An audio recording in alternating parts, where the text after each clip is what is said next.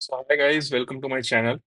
आज हम एक नई स्टार्ट कर रहे हैं। तो आज मैं आपको बताऊंगा, और पहला टॉपिक है ये।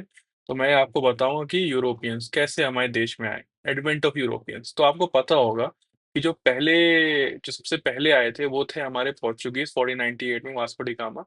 और जो सबसे एंड में आए हैं यूरोपियंस वो थे फ्रेंच, जो आए थे 1664 में। तो एक फ्रॉम 1498 टू 1664 बहुत सारे यूरोपियन कंट्रीज हमारे इंडिया में आई, मोस्टली फॉर ट्रेड।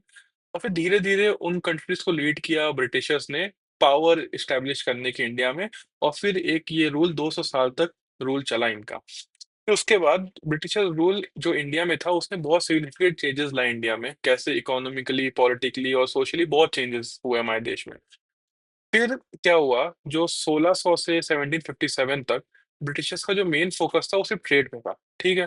फिर 1757 से 1813 तक जो उन्होंने सोचा कि धीरे धीरे हम अपनी पावर कंसोलिडेट करते हैं, उन्होंने अपना काम चालू किया।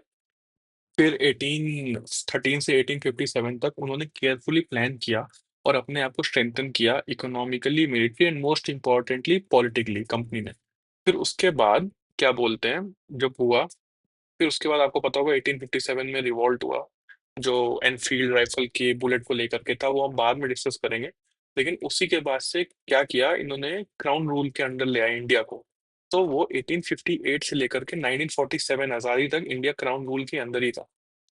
तो गाइस, अभी ये मैंने पहला पार्ट है। अभी आगे और भी पार्ट आएंगे एडवेंट ऑफ यूरोप के। ये मेरी पहली वीडियो है और मैं सोच रहा था कि मैं और ऐसी वीडियोस बनाऊंगा। सो अगर आपको पसंद आए तो आप प्लीज सब्सक्राइब करें, लाइक करें और शेयर करें।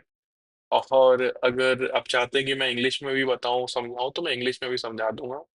बट मैं चाहता हूँ कि इजीली सबको पहुंचे, मैं इंग्लिश में भी समझा दूं, कोई दिक्कत नहीं है। बट आप प्लीज लाइक, सब्सक्राइब एंड